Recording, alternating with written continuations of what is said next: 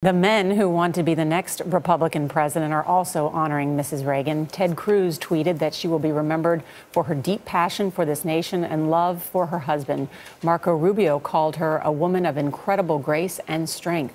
John Kasich described her as a total class act. And Donald Trump tweeted that she was an amazing woman. Major Garrett in Washington is tracking this year's Republican campaign. Major, good morning. Good morning. History's echo can be heard in the tributes to the Reagan family. Remember, Ronald Reagan ran against the establishment not once, but twice, backing Barry Goldwater in 1964 and running against President Gerald Ford in 1976. Reagan eventually remade the Republican Party in his image, and so it is again, with very different characters hunting for delegates and a new definition of the Republican Party. I need your help. It's crunch time now. Marco Rubio swept Puerto Rico's primary, a welcome victory after a Super Saturday rout. In the island of Puerto Rico, I won 70% of the vote. I won that primary and the 23 delegates.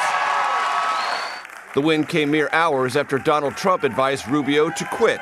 And I think it's time that he drops out. I would love to take on Ted one-on-one. Trump and Ted Cruz split Saturday's contest. Trump won narrowly in Kentucky and Louisiana, while Cruz swamped Trump in Kansas and Maine. He should do well in Maine because it's very close to Canada, let's face it. Cruz captured a majority of the delegates at stake over the weekend, and he now trails Trump by just 81. We're seeing people come together because they're recognizing that their candidates were not in a position to beat Donald. On Face the Nation, Cruz said Trump was losing momentum and predicted he would overtake the frontrunner, avoiding a fight at the party's convention. If a bunch of Washington deal makers try to step in a brokered convention and steal the nomination, I think we will have a manifest uprising. Under fire as never before, Trump defended himself as a unifier and stronger opponent for Hillary Clinton, and again sought to clarify his position on hate groups like the Ku Klux Klan. I don't like any group of hate. Hate groups are not for me. But I've said this before.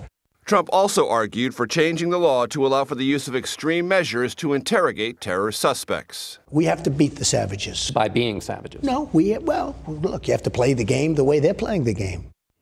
4 contests loom tomorrow with the biggest prize, Michigan, and its 59 delegates. A CBS News Battleground Tracker poll shows Trump leading with 39%, Cruz in second with 24%, followed at some distance by Rubio and John Kasich. Gail? Thank you very much, Major.